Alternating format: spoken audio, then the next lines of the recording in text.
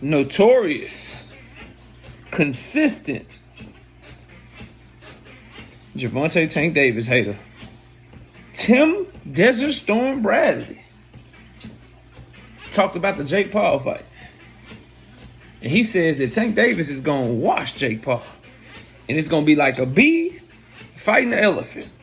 Smash the like button, subscribe to the channel, share the video, turn on your notifications. Catch me live Monday, Wednesday, and Thursday night at 7:30. I'm also live Sunday mornings with the Singing OG, KQKC Boxing Network. Sunday mornings, 9 a.m. Central Standard Time. Join the channel as a member. Drop super chats when you come by the live streams that we do. And hit me up if you want to debate. Email address is knockoutboxing86@yahoo.com. Although I doubt I'll get any debate challenges anytime soon. Although I doubt that'll happen. Anyway, let's get it cracking. So, first I noticed that for a fight that don't nobody care about, for a fight that's so bad for the sport of boxing, boys, a lot of people damn sure can't stop talking about this shit. And this is the business aspect that I was talking about. You got people complaining about it. You got people that want to say it's not big, yet content creators here on YouTube, reporters, former fighters, current fighters, no one can stop talking about it. And that is going to continue all the way up until November 14th. I hate it for David Benavidez and Anthony Yarde and Jesse Bam Rodriguez and Devin Haney and Brian Norman Jr., but no one's going to talk about their fight until the week of the fight. And even then, it probably won't start running the airwaves until maybe Wednesday, Thursday, before they fight. Because everybody's going to talk about Tank and Jake leading up to November 14th. And then you got to get all the reactions out the way. All of the what's going to happen next. Post-fight shit. Like, for something that don't nobody care about, this shit sure getting bigger and bigger and bigger and bigger. And now let's talk about Tim Bradley. By the way, fight's still trash to me. It's just a great business fucking move. It's great business by Tank's team. It's great business by Jake Paul's team. And the numbers that it's going to do. Now, back to what I was saying. Tim Bradley says Tank and Jake is going to be like a bee and an elephant. Let me say this, bro. A lot of people inside of boxing are acting like this is going to be a real fight, where both fighters try to embarrass each other, where both fighters try to actually win. And that's how Tim Bradley is breaking this down. I want to respond to him because he said it's going to be like a bee and an elephant, and I ain't going to lie. Tim Bradley has said a lot of shit that I don't support. He's done a lot of things that I don't agree with, but sometimes he says some shit that I do agree with, right? And he breaks shit down really good sometimes, you know? And sometimes you can tell he's just trying to be salacious. You can tell he on this company man shit. When he's working on ESPN and he's favorable towards ESPN fighters, you can tell he's on this friendship shit.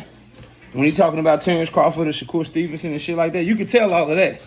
But every now and then, you can tell he on this hater shit sometimes when he's talking about Tank Davis. But every now and then, you find somebody that you might dislike just a little bit more. And I think Tim Bradley dislikes Jake Paul just a little bit more than he dislikes Tank Davis, because I think what Tim Bradley respects is the fact that at least Tank Davis is a real fighter. And he views Jake Paul as a leech. And he said so himself, because Tim Bradley came up to where he had to get his paydays fighting Manny Pacquiao, bro. Taking real fights. He was in real wars. He was a real fucking fighter. And then Jake Paul comes along because of the social media era.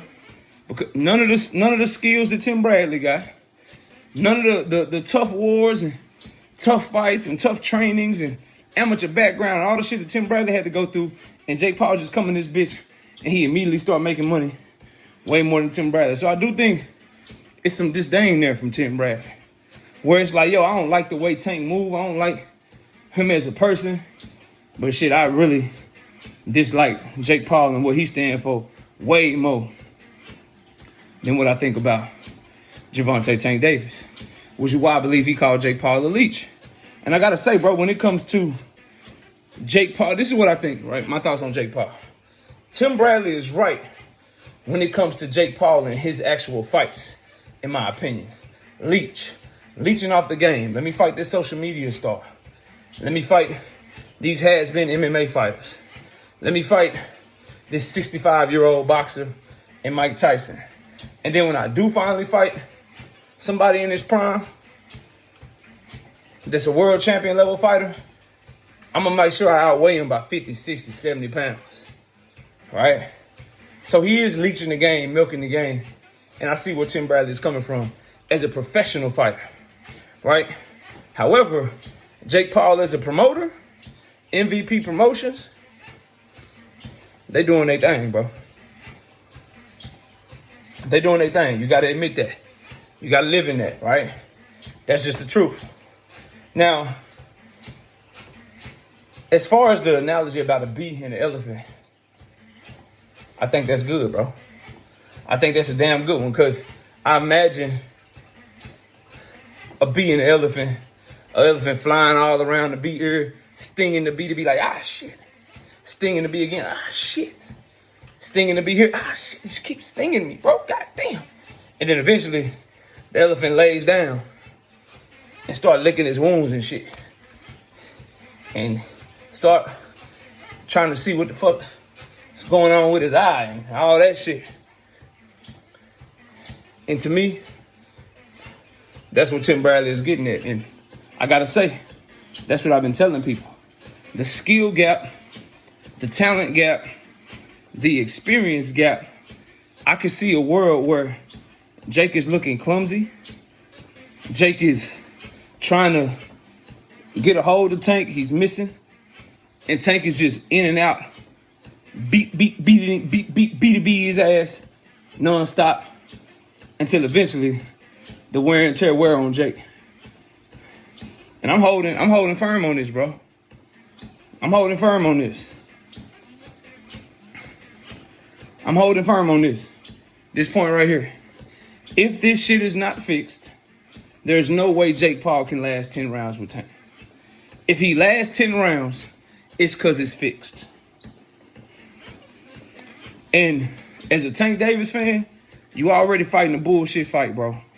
You already getting a whole lot of backlash for even taking this fight. For even fighting this motherfucker. You can climb yourself up out of there by getting a viral knockout of this motherfucker and stopping this big ass dude, and you standing over this social media star with all this following, and you go viral. And you knock him the fuck out. It's gonna all be worth it if you're able to do that. In my opinion, Tank is so skilled, so good, so fucking talented, to where if he don't beat Jake Paul and stop him, I'm saying the fight is fixed. Because the only way he can't stop Jake inside of 10 rounds is if he let up. He is so much more skilled and talented. He can beat Jake Paul's ass to the point where the ref is like, look, bro, even if he don't knock him down, the ref is like, nah, dog. He fucking you up too bad. We got to call this off. And he steps in and stop it. Or the corner steps in and stop it. Or Nikisa Badarian tells the corner, man, I better stop this shit, bro. Jake Paul is the money, nigga. We still got this Netflix deal. Tank going too hard on him. And he do it that way. That's the only thing you can do if you in Tank Davis's position to make all this shit worth it, in my opinion. So I agree with Tim Bradley, bro. If you just breaking it down as a fight, if you just breaking it down as both guys are coming to win, Tank Davis should be that bee versus that elephant. Too fleet, too fast. Jake can't stop him from getting all up in his face, and Tank fucking him up until he stop his ass. But y'all let me know what y'all think. Comment below, smash a like, sub to the channel. We'll catch y'all on the next one. Peace.